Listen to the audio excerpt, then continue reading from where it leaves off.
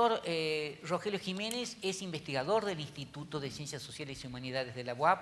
Él hizo su licenciatura aquí en la universidad, la licenciatura en Historia, realizó los estudios de maestría en Historia en el Instituto Mora, en la Ciudad de México, y el doctorado en el CIESAS, también en la Ciudad de México, y también ha realizado estudios de postdoctorado. Entonces, yo creo que tenemos una excelente oportunidad de escuchar, digamos, a alguien que nos puede presentar un panorama diferente a lo que nosotros conocemos cotidianamente y mostrarnos cómo fue el discurso en torno a este periodo 1862-1863 a lo largo del siglo XIX. Muchas gracias, Miguel.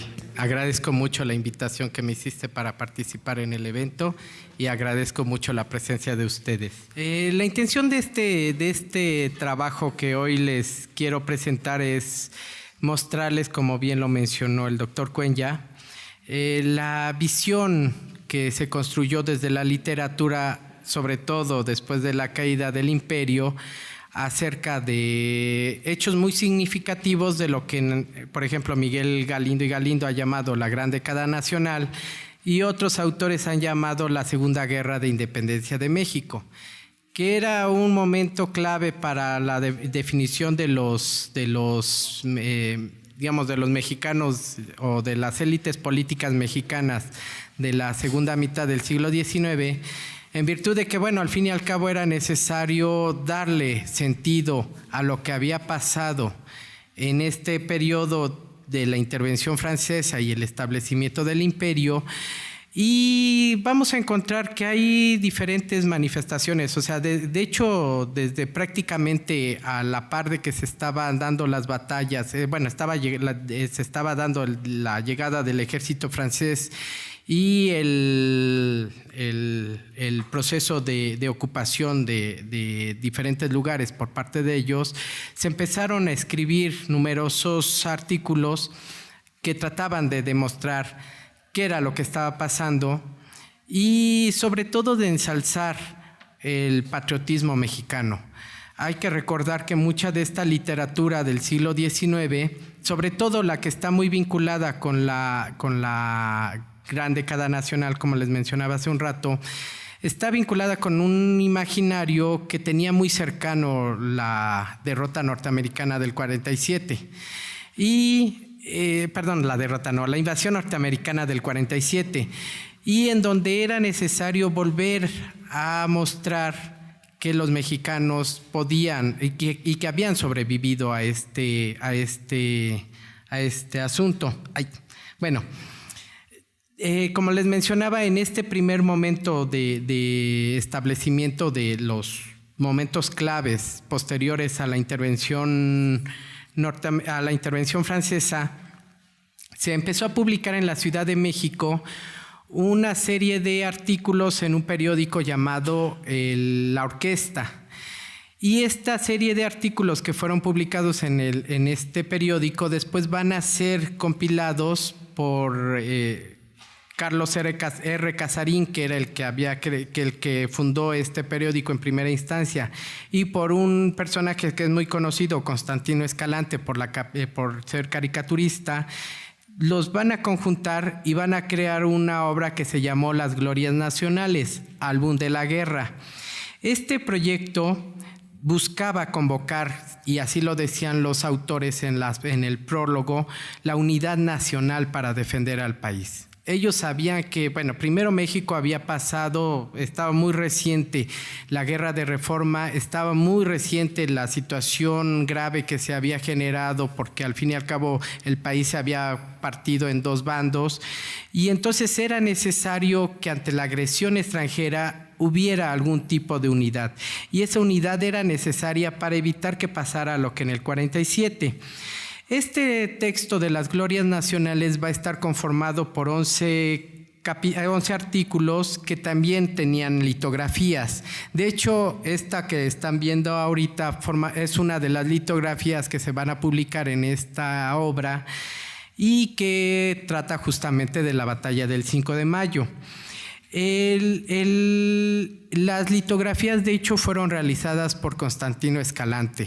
A Constantino Escalante lo conocemos más por esa caricatura satírica en donde se burla maravillosamente de Dubois de Saligny y de otros personajes, pero en realidad también tenía capacidad para escribir otro tipo de, para hacer otro tipo de dibujos. Y este es uno de los que él va a producir. Estas imágenes de Escalante van a tener una peculiaridad.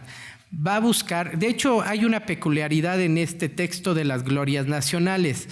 Va a ser un programa narrativo visual, es decir, cada una de estas litografías va a estar acompañada de un texto que trata de explicar lo que se está viendo, trata de tener una relación entre las dos manifestaciones para que el lector adquiera mayor sentido lo que está viendo, pero aparte de que le dé mayor sentido a lo que está viendo, pueda fomentarse el patriotismo a través de las acciones heroicas. Y este patriotismo además tenía la intención de mostrar que era posible derrotar a los franceses. Yo no les voy a mostrar todas las litografías que estaban incluidas en este libro, solamente les voy a incluir 3, pero en realidad retrataban los momentos claves anteriores al 5 de mayo, y de hecho el proyecto se va a terminar con el sitio de Puebla de 1863 en su primera etapa. En un segundo momento van a incluir ya en 1865 en 66, van a incluir otras litografías en las que se van a referir hechos más cercanos a lo que estaba aconteciendo en ese momento.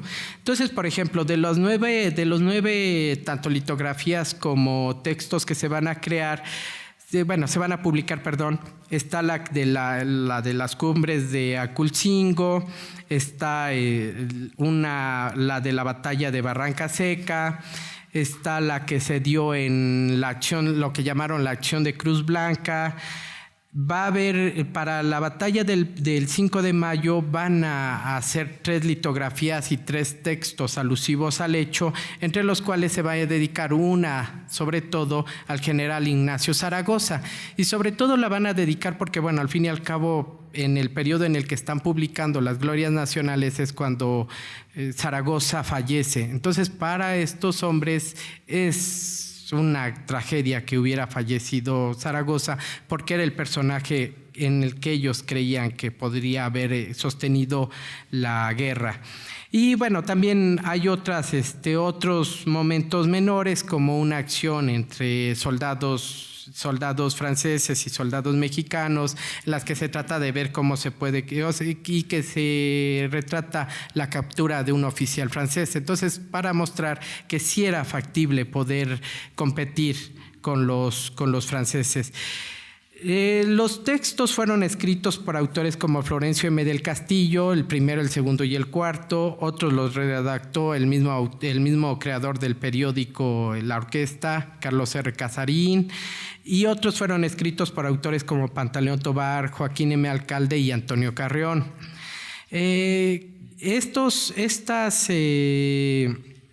Muchos de estos textos, como les mencionaba, tienen la intención de mostrar la heroicidad de los soldados mexicanos, y se busca mostrar que la intervención francesa era parte de una acción que había generado un gran drama en el país, pero que era necesario sostener la lucha contra ellos, porque era la manera en la que se podría sostener la independencia. De hecho, desde estos primeros momentos se empieza a fraguar esta idea de que la lucha contra los franceses es una lucha por la independencia, y en donde se menciona que prácticamente lo que se podría mostrar en estas litografías era la manera en la que los mexicanos habían logrado evidenciar ante el mundo que la lucha de los franceses en tierras mexicanas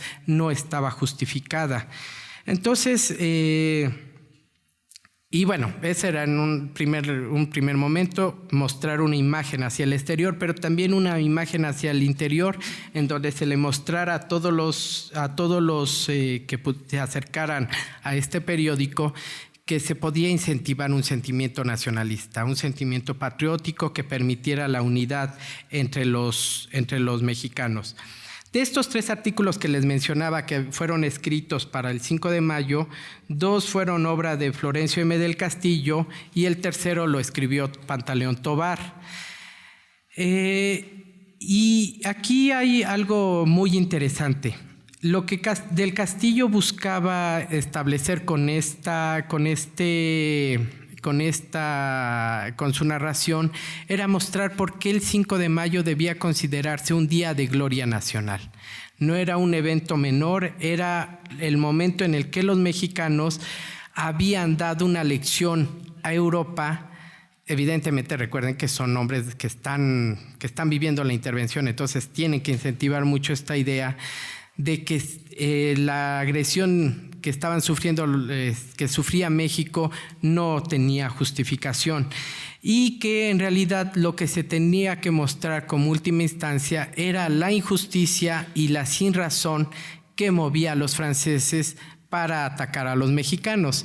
Entonces, miren, por ejemplo, esta es una de las litografías que se incluyeron en lo de la batalla del 5 de mayo. Como ustedes podrán ver, no es una de las más conocidas y además la composición evidentemente no es propiamente la que nosotros conocemos. Se ve, de hecho, el ejército muy bien formado, se ve que la acción, en el primer plano no solamente está incluido Zaragoza, sino también Porfirio Díaz, y desde ahí están dirigiendo la batalla. Evidentemente esta litografía trataba de mostrar que había una lucha muy bien organizada y que los mexicanos tenían un ejército competente que podía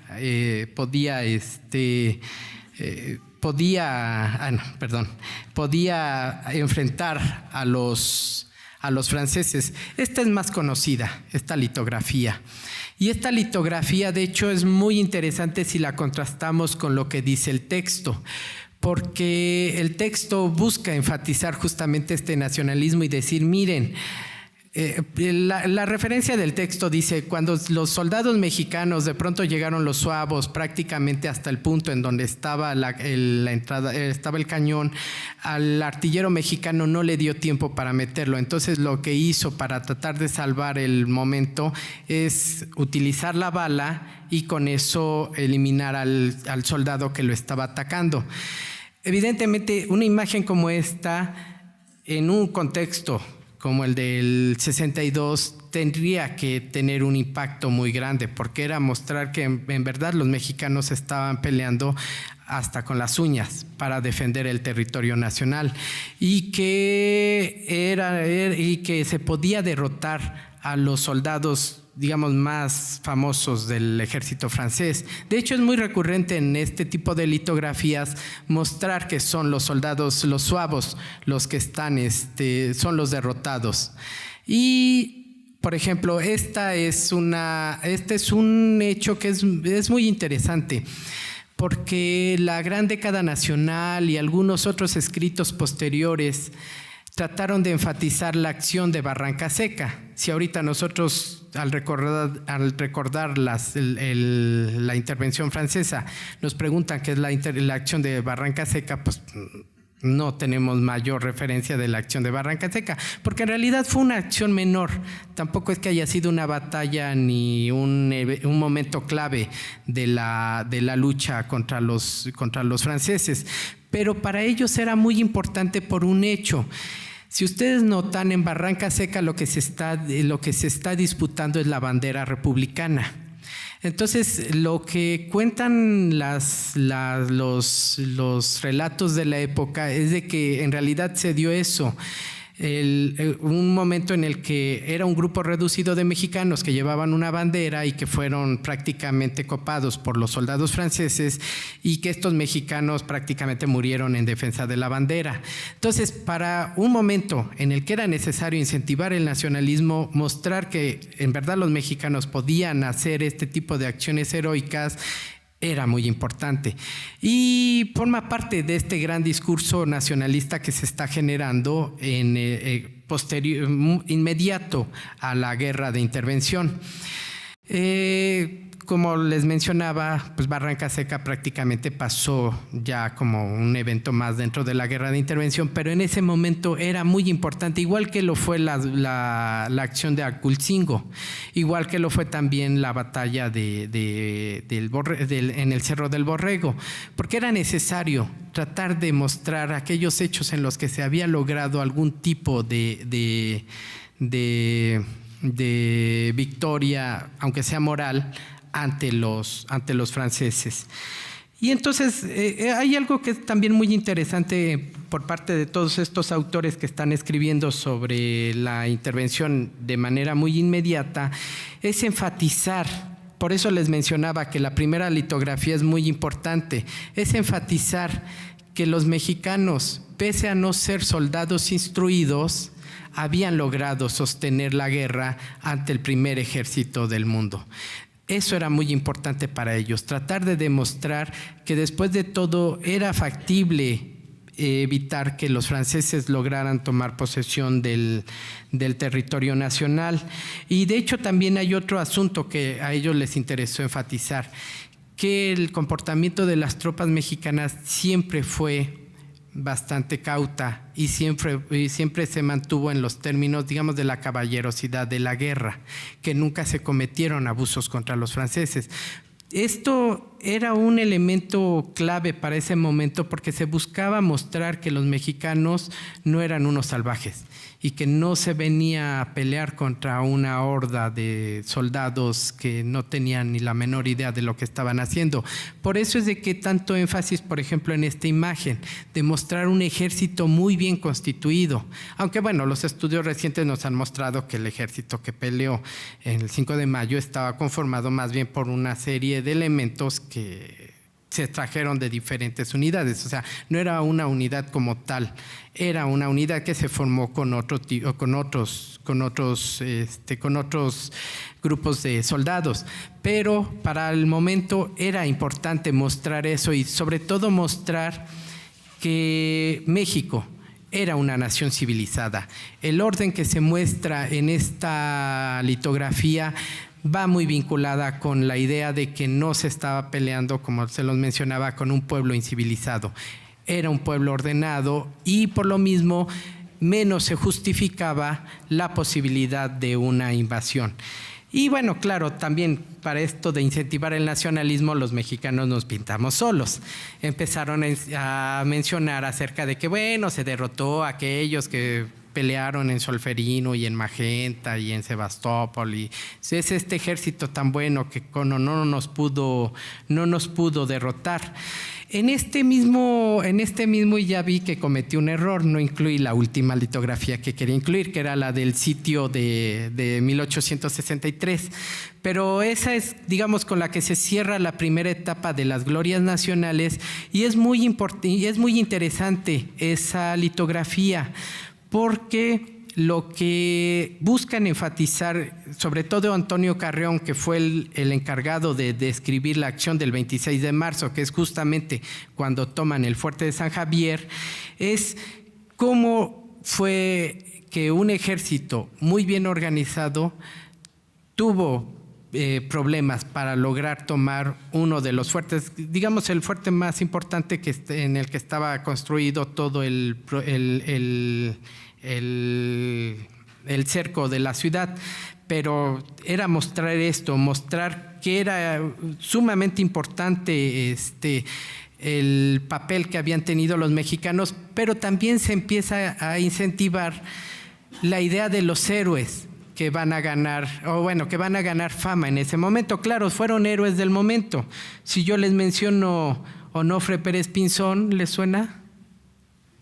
No, pues no. Matías Martínez. Pues pues para ese momento era muy importante mencionar que ellos dos habían sostenido en buena medida el fuerte de San Javier hasta que ya llegó la última arremetida de los franceses y lo pueden tomar.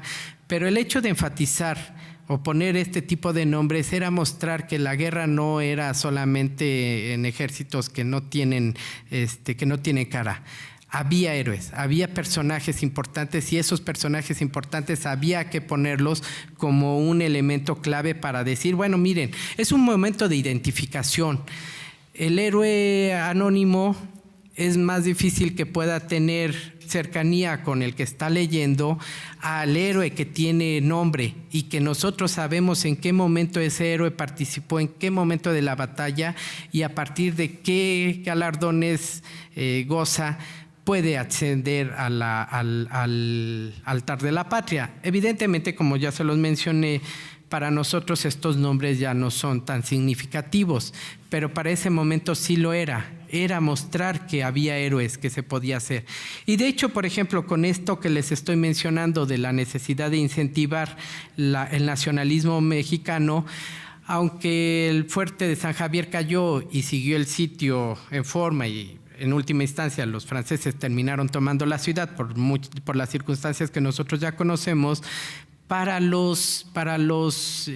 Antonio Carrión era importantísimo mostrar por qué era importante hablar acerca de la patria. Entonces dice, bueno, es de que al fin y al cabo lo que está sucediendo en Puebla nos va a librar de las garras de la esclavitud de los franceses. Y de hecho su artículo lo termina diciendo, gloria a los defensores de San Javier. Es justamente esto, mostrar que estos hombres merecían merecían honor de la patria por lo que estaban haciendo en ese momento. Y, por ejemplo, fue tanto el peso que tenía en ese momento esta visión que también la vamos a poder, por ejemplo, rescatar en lo que escribió José María Iglesias en los episodios históricos de la guerra de intervención, ¿verdad? Se llama, es que acabo de olvidar el nombre. Bueno, lo que escribió José María Iglesias. Y es importante porque no solamente también retoma estos dos personajes que les mencionaba para decir cómo es de que ellos también formaban parte del imaginario nacionalista mexicano, sino que también él introduce una palabra que es fundamental. Todo lo que está pasando en Puebla y todos aquellos que están muriendo por la defensa de la patria deben ser considerados los segundos padres de la independencia nacional. Y esos segundos padres de la independencia nacional forman parte ya de este testimonio indeleble de la historia nacional. Claro, nosotros sabemos cómo se dieron los acontecimientos posteriores, que Puebla se establece el imperio y hasta 1867 vuelve a restaurarse la República, que precisamente el año que viene es cuando se va a cumplir un aniversario, son 150 años de la caída del imperio y la restauración de la República. Entonces, digamos, eso fue lo que pasó en este periodo. Esta historia va a volver a ser retomada prácticamente a los pocos meses de que cae el imperio. Después nosotros sabemos que el imperio se toma Querétaro en mayo del 67 y en julio de ese mismo año se restaura la República. Llega Juárez a la Ciudad de México y se vuelve a establecer el sistema republicano. En Europa, varios de los participantes de la guerra del imperio van a empezar a publicar memorias acerca de lo que había sucedido y para tratar un poco de explicar por qué había caído el imperio. Y eso implicó que en México hubiera una reacción y hubiera muchos personajes que se pusieran a escribir para tratar de refutar algunos de los escritos que se publican en Europa, por ejemplo el de Emile de Keraotry, Elevación y caída del emperador Maximiliano, o las memorias de Samuel Bach, que era el médico ordinario de Maximiliano. A partir de eso hay muchos autores mexicanos que empiezan a refutar esas obras, entre ellos, por ejemplo, Hilarión Frías y Soto, pero también empiezan a aparecer otro tipo de manifestaciones y son las novelas. Y el que asume esa tarea es este personaje, uno de los primeros, no es que sea el primero, porque de hecho también Vicente Riva Palacio va a publicar una novela que refiere los acontecimientos de la Guerra de Intervención, que es Calvario y Tabor. Pero Juana Mateos va a publicar una novela que además se convierte en un hito para el momento. Ahí está este es un dibujo que me encontré de él, pero aquí está Juana Mateos y aquí está Vicente Riva Palacio. Va a escribir una novela que es muy importante para este momento. Primero va a publicar El Sol de Mayo y después va a publicar El Cerro de las Campanas, que son los dos textos. De hecho, los dos los publica con una diferencia de meses. No es que haya pasado tanto tiempo. Uno lo publica en 1868, el otro prácticamente sale en 1869 y va a constituir el primer gran, digamos, monumento literario en la que se va a tratar de explicar en un largo plazo cuáles fueron las razones por las que se dio la intervención y por las que se produjo el imperio y por qué cayó el imperio.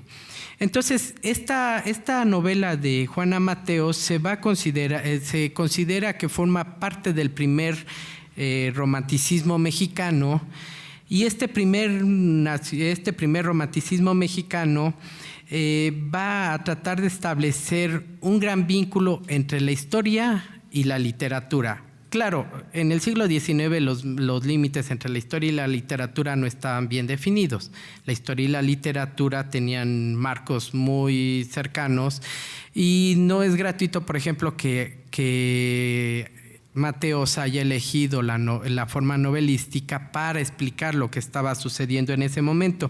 Y no es gratuito porque se pensaba la novela, y de hecho en el siglo XIX, desde 1870 hasta por lo menos 1905, que es cuando también se ha marcado la segunda etapa del romanticismo nacionalista mexicano, se pensaba que la novela debía ser un medio de educación, un medio en el que cualquiera de los lectores que se acercara a ver este tipo de escritura adquiriera una lección, ya sea moral, ya sea patriótica o de cualquier otro tipo.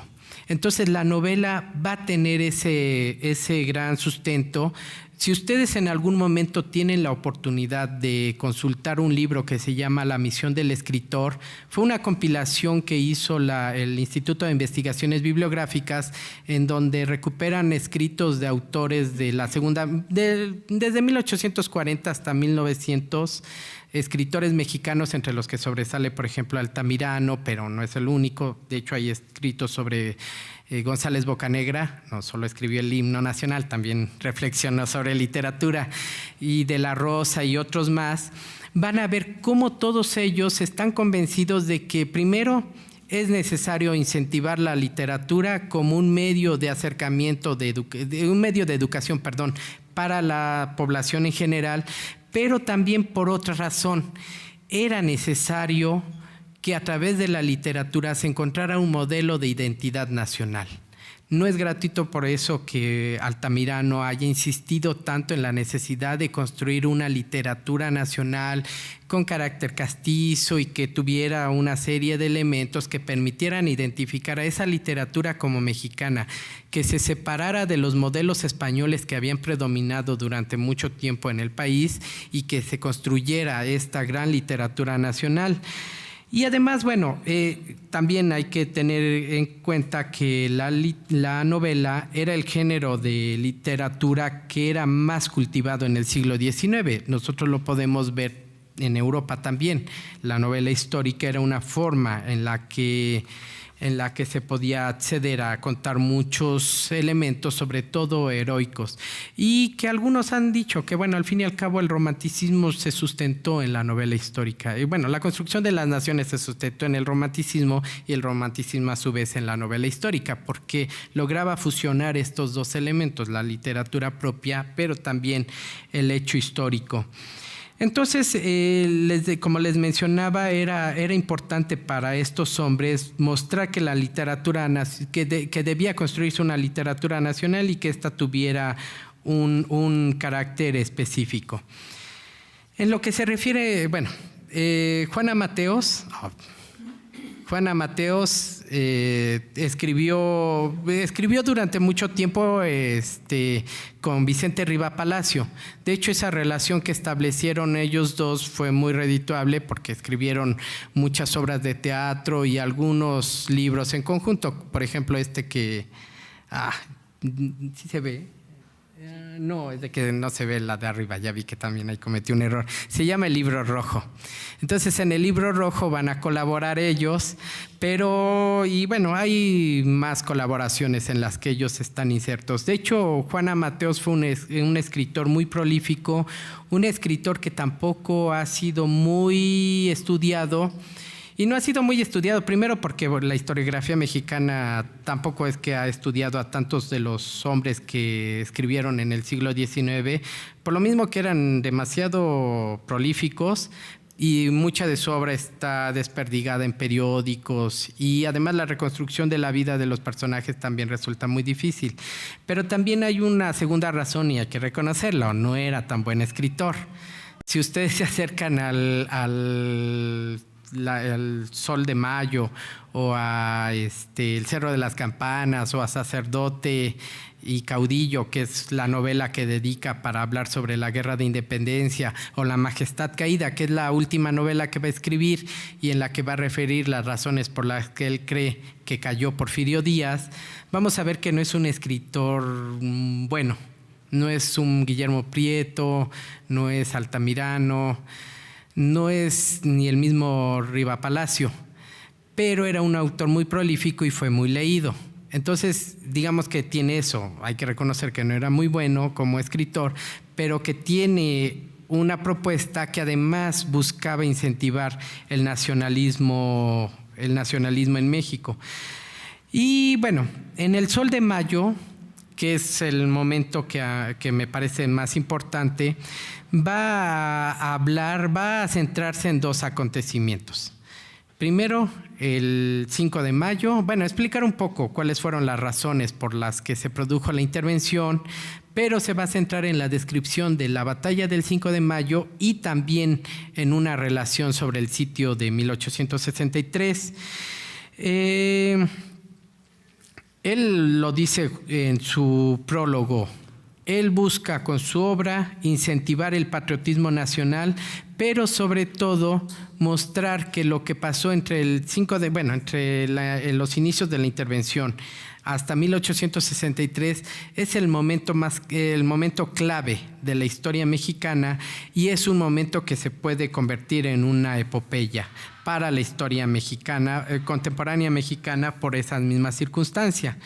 Entonces, y empieza a jugar con ideas, empieza a decir que que al fin y al cabo lo que pasó el 5 de mayo fue la lucha entre David y Goliat, entre los pigmeos y los gigantes, es decir, México no tenía la capacidad para derrotar a los franceses, pero lo logramos hacer. Lo lograron hacer, no nosotros. Entonces, para él es muy interesante, por ejemplo, que si bien es cierto que el 5 de mayo fue el hito, por lo menos para estos escritores del periodo, no le va a poner tanta atención al 5 de mayo, pero sí al sitio de 1863. De hecho, la mayor parte de su descripción dentro de toda la novela es para el sitio de 1863 y le va a dedicar un buen número de páginas a la acción de San Javier. Que eso es muy interesante porque en realidad a él estaba dando más peso al sitio de Puebla que al 5 de mayo propiamente. Y lo que va a tratar de demostrar en este libro, y sobre todo con el sitio de Puebla del 63, es que, bueno, no va a tratar de demostrar, perdón, va a realizar una gran crítica de Jesús González Ortega y va a acusarlo de ser el culpable de que Puebla fuera tomada porque no era un militar capaz. De hecho, él dice, bueno, o sea, al fin y al cabo, y apelando un poco a la providencia, dice, es de que al fin y al cabo la divina providencia fue contraria a nuestros intereses. Teníamos a Zaragoza, que era el gran general. Bueno, por lo menos él lo decía. No, yo solamente estoy repitiendo lo que dice Mateos. Era el gran general. Y con él podríamos se podría haber derrotado a los franceses. Pero se muere Zaragoza, entonces se tenía que apelar a alguno de los soldados, a alguno de los generales que tuviera la capacidad de hacerlo. Y se volteó a ver a González Ortega, pese a que González Ortega había sido el culpable de la derrota en el Cerro del Borrego. Entonces, era algo que para Mateos no se explicaba. ¿Por qué elegir a González Ortega cuando cuando no tenía la capacidad para poder afrontar esa empresa? Entonces dice, bueno, ¿por qué se le va a elegir? Entonces, le cito, era uno de los hombres más populares de la revolución progresista, era un hombre que tenía valor y patriotismo, era un general que representaba en cierta forma el corazón republicano debido a la heroicidad sublime de sus sentimientos. Es decir, se pensaba que a lo mejor no era buen militar, pero que como era un hombre, permítanme la palabra, luchón, podría transmitir eso a sus propios soldados. Sin embargo, y ahí él también lo reconocía, la suerte nunca le había negado sus favores. A pesar de que no era un buen militar, había logrado obtener victorias. Entonces, digamos que esos eran los laureles con los que se presentaba para defender a Puebla. Mateos hace una crítica también muy fuerte de por qué defender a la ciudad de Puebla. Les digo, todo eso es dentro de la narración, no es de que esté haciendo una parte de escritura sobre la realidad histórica y por el otro la literatura. Todo eso se va conformando con una trama que además es interesante la trama que plantea porque habla de dos estudiantes. De hecho, la historia empieza con dos estudiantes de medicina que cuando se enteran de que está la intervención francesa toman la decisión de venir a Puebla a apoyar al ejército en lo que se pudiera. No fue gratuita la elección de dos médicos. Juana Mateos, el hermano de Juana Mateos, fue fusilado en Tacubaya y era médico militar. Entonces era un poco rendirle también un homenaje a su hermano muerto en la guerra de Reforma, pero también enfatizar cuál era el papel de los médicos o cuál era el papel que empezaban a tener los médicos en la segunda mitad del siglo XIX. Entonces, como les mencionaba, Mateos critica duramente al gobierno de Juárez, pero también a González Ortega por haber tomado la decisión de fortificar a Puebla, porque Puebla no tenía, según él, ninguna posibilidad de convertir o de proseguir un sitio de largo alcance, no era una plaza fuerte, según él, y la única manera en la que se podía sostener era por la abnegación, el heroísmo y el valor de los propios mexicanos que podrían llegar a defender a la ciudad.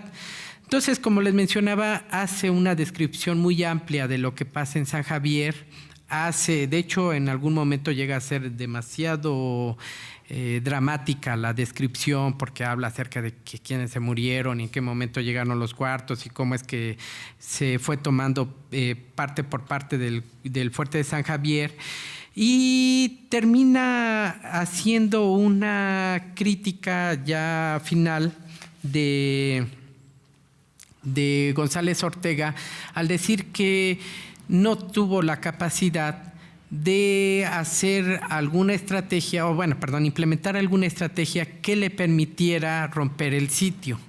Si bien es cierto que reconoce que Comonfort no logró ingresar los recursos que se necesitaban, también él considera que llegó algún momento en el que se debió haber roto el sitio, y eso habría podido evitar que la mayoría de los soldados mexicanos fueran apresados, sobre todo la oficialidad, y que México tuviera que prolongar la guerra, porque desde su perspectiva el hecho de que Puebla hubiera sostenido el sitio hubiera permitido que los franceses retrocedieran y que se prolongara más en la necesidad de que tuvieran que traer más recursos para tomar a Puebla, y además de que ya se había formado una serie de hombres que podían sostener con mayores capacidades la guerra contra los franceses. Entonces, bueno, independientemente de que González Ortega tenía todas las malas cualidades para ser el gran general de la guerra, él decía que había que levantar un monumento a los defensores de Puebla, porque ellos habían hecho que se lograra sostener un hecho que no estaba, que no se podía, que se podía sostener un sitio que en términos militares no tenía la capacidad para haber sido como tal. Y entonces él consideraba que aunque el 5 de mayo podía considerarse uno de los días más gloriosos, la página más gloriosa que podía tener la historia inmediata de México era el sitio de 1863, y como tal se debía incentivar ante todos los mexicanos. Una visión distinta ya la vamos a ver. Ya no les mostré las demás diapositivas. Bueno, aquí están algunos de los libros que les mencionaba de él: Los Insurgentes, La Majestad Caída, este es El Sol de Mayo, El Cerro de las Campanas, que son parte de las obras que escribió en su momento. Y este es Victoriano Salado Álvarez. No logré encontrar una foto de Victoriano más joven. Entonces, digamos, esta es la única que me pareció más adecuada para el momento. Victoriano también fue un escritor muy prolífico. Él nació en Teocaltiche, un poblado que está en los Altos de Jalisco. Estudió en Guadalajara y después vivió en Ciudad de México. Bueno, se trasladó a vivir a Ciudad de México, y de hecho los Episodios Nacionales Mexicanos, que es otra de las obras de las que ahorita les voy a hablar, va a surgir precisamente de su traslado a México y de haberse quedado sin chamba. Entonces convenció a los Vallesca de que escribir una obra como algunas otras que se estaban editando en España, y surgen los Episodios Nacionales Mexicanos. Lo que quería hacer Salado era imitar lo que estaba haciendo Benito Pérez Galdós para la historia española. Entonces él busca y convence a Vallesca de que pueda hacer esta obra. Pero les digo, él también fue un escritor prolífico, escribía desde crítica literaria, escribió sobre agrarismo, escribió algunos textos sobre historia, por ejemplo de la vida azarosa y romántica de Carlos María Bustamante, de cómo escapó México de ser yanqui, México peregrino. Tiene unas memorias en 2 tomos que son muy interesantes, sobre todo para ver un poco lo que estaba pasando en Guadalajara en 1860-70, y buena parte de lo que sucedió en Ciudad de México entre 1900 y 1912-14 más o menos, que es cuando termina de escribir sus memorias, porque después fue nombrado ministro plenipotenciario en España y salió, y de hecho, si no mal recuerdo, ahí murió. Y esta es la obra que editó Fondo de Cultura Económica de los Episodios Nacionales Mexicanos, que prácticamente se van a ocupar desde la Revolución de Ayutla, que es el primer tomo, hasta la caída del Imperio de Maximiliano. Entonces es hacer una historia más grande, es ya incorporar a la Reforma como parte de la explicación de la Segunda Guerra de Independencia. Y aquí, esta es una edición que sacó Conaculta, digamos, también tratando de publicar todas las obras de este hombre, y también la pueden encontrar en Porrúa. todo lo que hace toda la misma edición de los episodios nacionales. Nada más que esta de Porrúa es un poco complicada de leer porque bueno, ya conocen cuál es el tipo de formación que hacen los de Porrúa. Estas de Fondo de Cultura trataron de respetar la edición original, son más legibles y tiene la mayoría de las ilustraciones con las que venía acompañada el libro. En este caso, Victoriano Salado Álvarez, como les mencionaba antes, es parte de la segunda generación del nacionalismo romántico mexicano, una segunda generación que ya no va a pelearse contra los españoles, contra el modelo español de literatura. Ahora se van a pelear contra los franceses. Dicen que la literatura francesa está imperando en las letras mexicanas y que no es posible que las letras mexicanas copien los modelos franceses. Sobre todo, él estaba pensando en el decadentismo. Hay un libro que escribe que se llama Oro y Negro, en el que la mayor parte de los artículos que publica están dirigidos a criticar al decadentismo. Y recordemos que el decadentismo es esta corriente francesa que no le gustó a muchos y que de hecho José María Leiva acaba de publicar el año pasado un libro sobre el decadentismo, que es muy interesante ver cuál fue la verdadera recepción y si de veras eran tan decadentistas los mexicanos o qué era lo que estaban haciendo. Pero por lo menos para ese momento todos estaban convencidos que era una copia vil de los modelos franceses y que no se podía hacer. Entonces, tanto Salado como otros escritores apelan nuevamente a tratar de crear una literatura nacional propia, una literatura que pudiera dar identidad al mexicano y utilizando literatura e historia y con esto que les había mencionado de que tenía problemas económicos, es que él llegó a la Ciudad de México invitado por Reyes Espíndola para participar en el Imparcial, pero resulta que cuando llega a la Ciudad de México no le respetan la oferta. Entonces andaba con problemas económicos muy fuertes y es cuando se le ocurre la idea de hacer esto. De hecho, hasta nosotros sabemos cuánto. Pueden ver la edición, ya verán cuánto le pagaron. Le pagaban 50 centavos por hoja. Entonces ya verán que fue bastante prolífico como escritor y sí, de hecho sí llega a ser y llega en algunos momentos a ser demasiado farragoso, justamente por eso, por la necesidad económica. Pero independientemente de esa circunstancia, es un escritor muchísimo más acabado que Juana Mateos. La escritura es muy rápida, tiene mejor estructura literaria. La estructura literaria y la estructura histórica se combinan muy bien. Lo que no sucede, por ejemplo, en el caso de Juana Mateos, en donde a veces se pierde en la narración literaria y la narración histórica queda falsa o la parte histórica le gana a la parte literaria y en donde uno a veces no descubre por qué razón un personaje desaparece y no.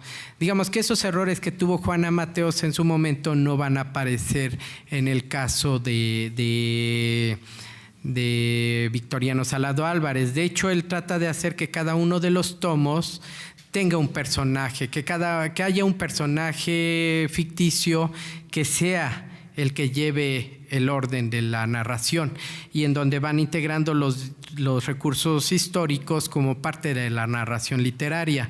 Entonces, en el caso de aquí cuando refiere la intervención francesa y el 5 de mayo y el sitio de Puebla, va a crear un personaje que se llama Miguel. Y este personaje Miguel va a ser igual un médico que se va a afiliar al Ejército Liberal para tratar de defender lo que está sucediendo, lo que va a suceder, porque bueno, al fin y al cabo ellos no saben qué va a suceder. Entonces, es muy interesante porque en el caso del 5 de mayo, lo que hace Victoriano Salado es ensalzar completamente la figura de Zaragoza. Al fin y al cabo ya estamos en el digamos, tardío porfiriato, empieza a publicar esta obra en 1904 y la termina publicando por ahí de 1908, 1909. Entonces es ensalzar la figura de Ignacio Zaragoza y mostrar cómo era el gran héroe de la guerra, de la primera etapa de la guerra de la intervención. No fue gratuito que lo hiciera.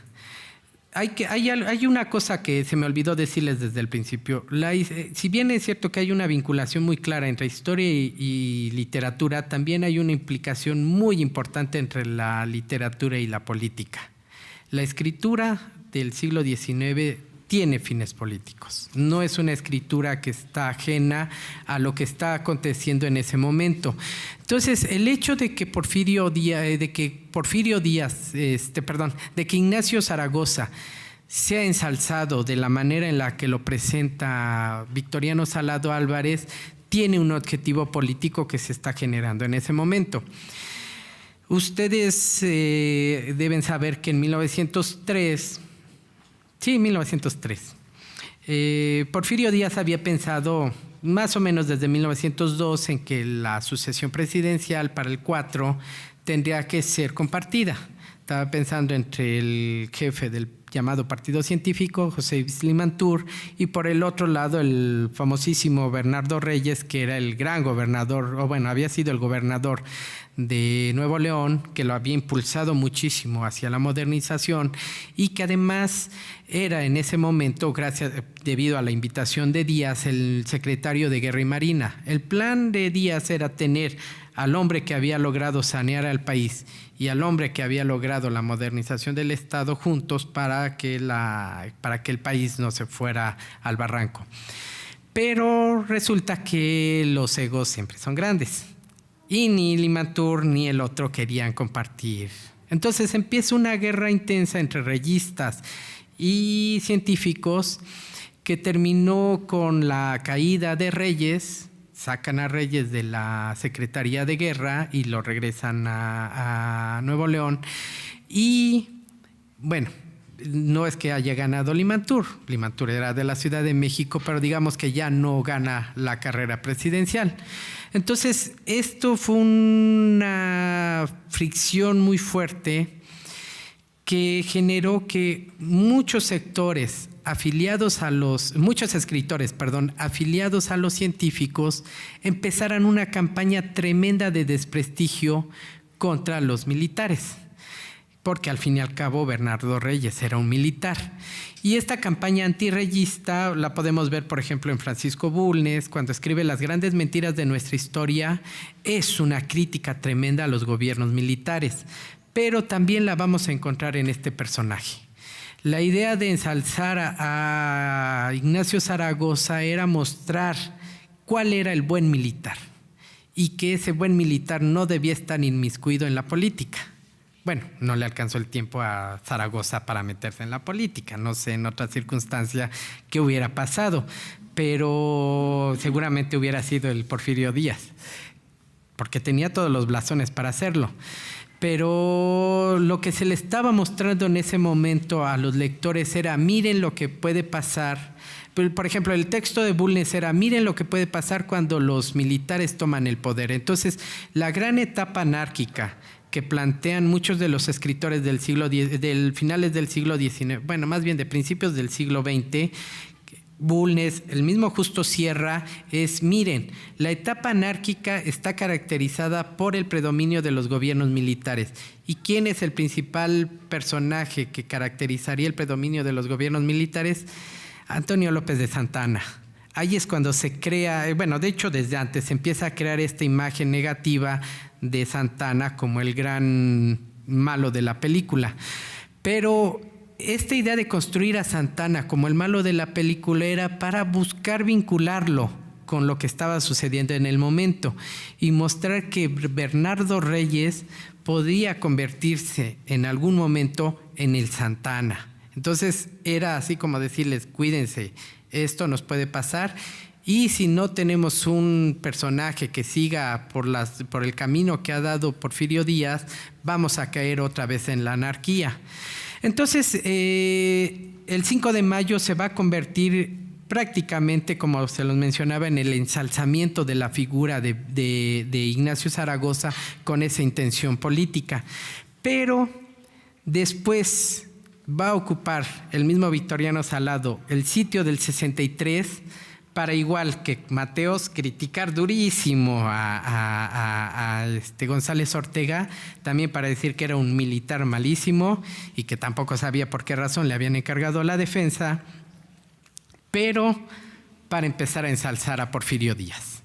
Y es un ensalzamiento tremendo el que va a mostrar.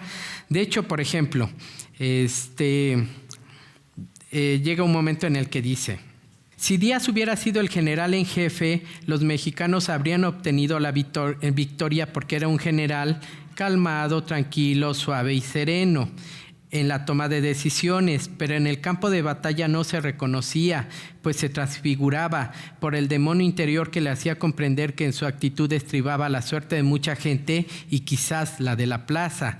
Díaz, rebosante de brío, de fuerza y de valor, y los músculos todos dispuestos a entrar en acción, como si fueran ruedas de una máquina recién fabricada y siempre en corriente. A un mismo tiempo ordenaba como jefe, se batía como soldado, levantaba pardos como Jayán y ocultándose hacía fuego, mandando y ayudando a aglomerar obstáculos.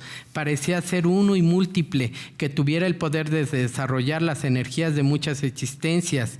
De hecho, digamos, dentro de todo el discurso decía que el único oficial que tenía capacidad para haber sostenido el sitio era Díaz, porque tenía una visión militar de la que adolecía González Ortega, que además, y de hecho sí es muy drástico en ese punto, Victoriano Salado decía, bueno, es de que al fin y al cabo, ¿a qué se dedicaba González Ortega? Pues visitaba los sitios a donde había sucedido algún evento y se iba a su casa. Bueno, se iba al fuerte central, pero o sea, no participaba de la misma manera que lo había hecho Porfirio Díaz. Y de hecho, para enfatizar todavía más el papel que tenía Porfirio Díaz, según Salado, dentro del sitio del 63, va a decir que cuando se tomó la decisión de entregar la plaza, no es González Ortega, según Salado, el que va a hablar con los oficiales, sino Porfirio Díaz, el que va a asumir esa tarea y va a decir este discurso. Pueden estar seguros de que intentaría algo y no me entregaría con mis valientes oaxaqueños, sino después de realizar un pacto con la muerte o con la victoria. Pero yo no mando, sino que obedezco y hago lo que está ordenado. Aunque le insistieron en que debía evitar la entrega, Díaz contestó que no hay que intentar nada. Nuestra gloria no debe consistir en procurar salir, sino en no someternos entera e incondicionalmente. De hecho, y según la narración de Salado, Díaz va a desobedecer la orden de quemar las banderas de su batallón y las va a guardar en un lugar seguro. Cito: si algún día Puebla es nuestra o volvemos a Puebla por cualquier motivo. Esta frase preludiaba dentro del discurso narrativo que iba a regresar el 2 de abril y que iba a ser el vencedor del 2 de abril. Claro, en esta narración no se está viendo de forma teleológica, pero es lo que está preludiando. O sea, al fin y al cabo nosotros vamos a tener que hacerlo.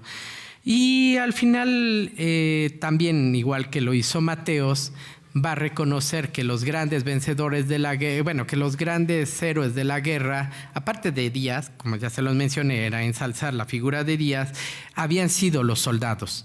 Y a estos soldados había que establecerles un monumento a la patria. Y hay otra idea que es muy interesante en él. Dice, bueno, cuando entre el ejército francés a Puebla, y cito, y ya para terminar, qué sorpresa la de Forey, ni una autoridad que la recibiera, ni una mujer que le sonriera, ni un grupo que le aclamara, ni una campana que se echara a vuelo a su paso. Con esta afirmación, Salado buscaba desvirtuar las ideas de que Puebla era conservadora y recibiría a los franceses con flores. Es el imaginario nacionalista muy vinculado con el discurso literario y que tiene sentido, como les mencionaba, político. por mi parte es todo. Les agradezco mucho su atención y pues, si tienen alguna pregunta, sí, ¿verdad? Con todo gusto puedo contestárselas. No debemos olvidar que la batalla del 2 de abril fue la gran fiesta de Porfirio Díaz hasta 1911 y después de la Revolución Mexicana se olvidó el 2 de abril y fue verdaderamente un hecho histórico o un hecho militar sumamente importante. Pero como el héroe era Porfirio Díaz, había que hacerlo desaparecer. Bueno, yo quisiera preguntar, digamos, si hay dudas, preguntas. Yo creo que debe haber bastantes preguntas sobre lo que el doctor Rogelio Jiménez planteó. La palabra la tienen ustedes. Mencionó usted al conde de Dubois de Saligny. ¿Cuál fue el escritor que dice que lo criticó o que lo mencionó?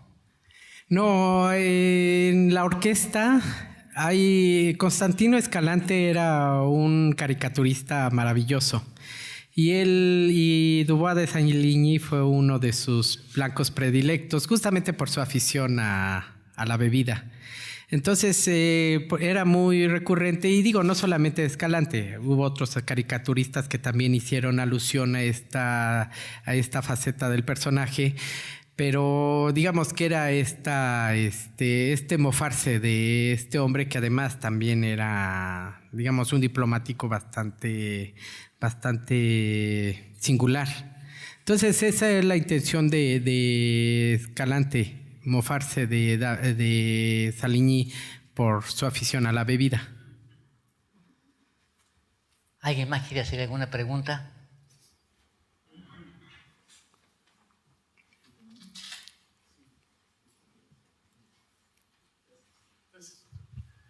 Bueno, una pregunta. Yo tenía una concepción de construcción nacional a partir también del trabajo muralista de Siqueiros, Orozco, ¿sí? Una pregunta. Yo como poblano participo mucho de los eventos del 5 de mayo y la gran fiesta nacional, pero sí está como en un segundo y quizás hasta un tercer término la batalla, el sitio de Puebla del 63. Entonces, ¿qué le quiero decir? ¿Por qué el gobierno o si hay alguna intención por parte de del discurso político, el olvidar esta parte del 63? Es muy importante, estoy viendo que hay inclusive un intento que de la literatura amarrada con lo político. Muy interesante lo que me acaba de decir, ahorita ya me está haciendo bola la cabeza, pero sí hay un intento por borrar el hecho del sitio de Puebla del 63. No tanto como borrarlo, es que el 5 de mayo se convirtió en el eje de la narrativa por el hecho de que había sido una victoria y en última instancia el sitio no se logró el objetivo. Entonces, y hay un texto que además es muy interesante de un autor norteamericano que se llama Thomas Price, que es Cult of Defeat, el culto a la derrota, en donde él se pregunta por qué a los mexicanos les gusta tanto este tipo de culto heroico cuando nosotros los norteamericanos tenemos este tipo de celebraciones que están más vinculadas con victorias que son muy significativas, pero México habla, por ejemplo, toman Veracruz y consideran que es heroico el puerto. Y pasa esto y todo lo consideran heroico. ¿Por qué sucede esto? Entonces él termina diciendo eso. Bueno, es de que este culto a la derrota es porque en realidad, si vemos buena parte de la historia mexicana, no tiene tantos hechos que celebrar. Entonces los hechos que son más significativos son a los que hay que darle mayor énfasis. Y el sitio del 63, posiblemente, por eso es bien interesante cómo estos dos autores hablan de que en realidad debería ser el sitio del 63 el que se debería celebrar más que el 5 de mayo, porque en el sitio del 63, digamos que las acciones fueron más heroicas por lo que implicaba un sitio. Y aquí no dejaba de ser solamente una batalla. Pero el significado simbólico que tuvo desde el principio el 5 de mayo es lo que le va a dar mayor peso que al 63. Y también el hecho de que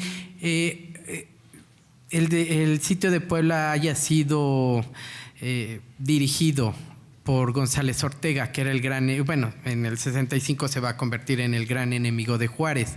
Entonces, recordemos que la construcción del mito de la Segunda Guerra de Independencia de México va a girar en torno a Juárez.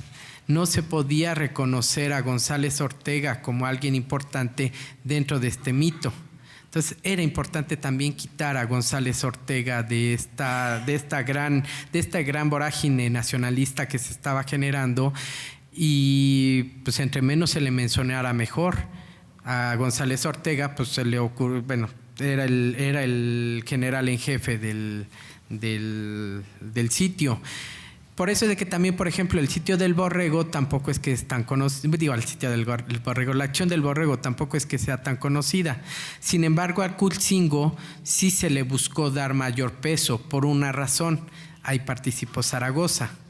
Entonces, es el juego también, o sea, la escritura de la historia, la escritura literaria de la historia en el siglo XIX no es que se mueva solamente por el simple hecho de escribir. Hay siempre un contexto político que va a determinar por qué se dice lo que se dice y por qué se va a ocultar ciertas cosas. Entonces, a mí me parece que va por ahí en buena medida lo del 63 y que ahorita, digo, no sé qué tanto tendría significado para la gente en Puebla celebrar el sitio del 63 cuando todos hablan de la batalla del 5 de mayo. Se volvió una costumbre, entonces ya el sitio de Puebla posiblemente se conozca, pero no tiene mayor relevancia, a diferencia del 5 de mayo. Buenas tardes. Mi pregunta es la siguiente. ¿Hay algún escritor que se haya tomado la molestia de hacer un imaginario acerca de las reacciones de Díaz? Por ejemplo, sabemos que Díaz desobedece a Zaragoza en la batalla del 5 de mayo. Y en el 63, que está a las órdenes de González Ortega, que también está participando en el sitio de Puebla. De hecho, su trinchera la tiene en Reforma y 7. ¿Hay alguien que mencione el por qué no desobedece, en este caso, a González Ortega, viendo la ineptitud o la incapacidad militar de él? Mira, poder hacer un planteamiento de ese estilo implicaba, por lo menos para estos dos autores con los que, digamos, van a fomentar este primer gran momento de culto a estas dos fechas, era muy difícil porque al fin y al cabo también era necesario mostrar que el ejército mexicano era una unidad, aunque sabemos que no lo era como tal. Era importante para ellos demostrar que el país tenía lazos de cohesión y que todos los militares habían trabajado a la par, aunque no estuvieran de acuerdo con las decisiones de González Ortega, para sacar al país adelante. Entonces era más difícil poder hacer un tipo de planteamiento como esto. De hecho, lo que yo les leí de Salado Álvarez implicaría que Díaz, a pesar de que estaba en desacuerdo con las órdenes, siempre obedeció las órdenes.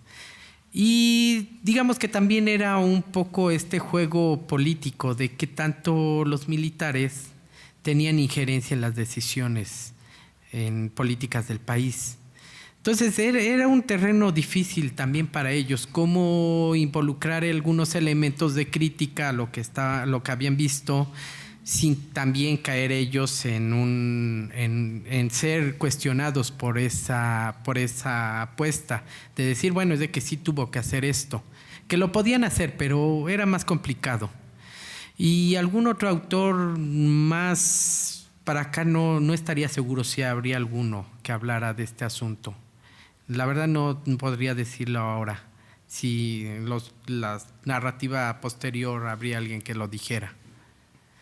Yo creo que en estas condiciones son difíciles, ¿no? Sí. Tratar de hablar y digamos, bajar de categoría el 5 de mayo, que es épico, mítico y forma parte de una leyenda, está sumamente complejo. Y lo vamos a ver el año que viene con motivo de del aniversario de la batalla del 2 de abril, en Sí, donde claro. se van a hacer una serie de actos, se van a hacer una serie de eventos que van a pasar desapercibidos para el público en general. Digamos, va a haber un grupo de académicos, de intelectuales, de funcionarios, de gente interesada, pero muy poca. El Sí. resto va a pasar absolutamente desapercibido y fue la gran batalla, la Sí, gran batalla del 2 de abril. y ahorita que lo mencionas, por ejemplo, se armó un gran revuelo en Orizaba cuando pusieron sí. una estatua de Porfirio Díaz. Porfirio Díaz, ¿no? Y todavía sigue un gran debate acerca de si se deben traer los restos de Díaz o no. Es así de- decir, claro, que ya hay otro innombrable, digamos, el viejo innombrable ya pasó de moda y entonces, bueno, en fin. Sí, claro. ¿Alguna otra pregunta? Sí.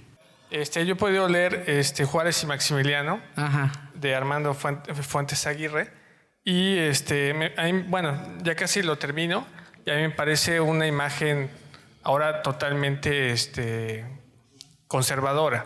Entonces mi pregunta es, en base a lo que usted decía de los escritores que tenían una tendencia muy pegada hacia la República, actualmente ¿existe algún escritor que tenga algunos libros y que no tenga una preferencia, sino que siga una línea parcial de los eventos? Imparcial. Siempre va a haber un grado de subjetividad en la escritura de la historia. Hasta los mismos textos de Ignacio Solares, por ejemplo, que se ha dedicado a hacer biografías de personajes como no sé si es la de Bernardo Reyes, pero tiene la de Felipe Ángeles Madero y otros, no deja de involucrar sus particulares puntos de vista sobre los personajes. Siempre la escritura, y los mismos literatos lo reconocen, siempre va a haber factores subjetivos en la creación de los personajes. Y no es tampoco tan gratuita la selección de a quienes estás no es que no es la palabra correcta. Bueno, de quienes estás escribiendo. Siempre va a haber algún objetivo por el cual escribes sobre alguien. Y ahí difícilmente vamos a decir que alguien puede ser más objetivo que el otro. Más bien hay que hacer un ejercicio de evaluación, digamos, lo más apegada posible a una realidad y ver por qué tomaron las decisiones que tomaron los personajes. Creo que es lo más adecuado, pero decir que no hay factores subjetivos es complicado. Porque los mismos literatos reconocen que tienen muchos elementos en la toma de decisiones y de cómo retratar a cada uno de sus personajes. Gracias. ¿Alguna pregunta más? En ese caso, le quisiéramos agradecer al doctor Rogelio Jiménez la plática de la tarde de hoy.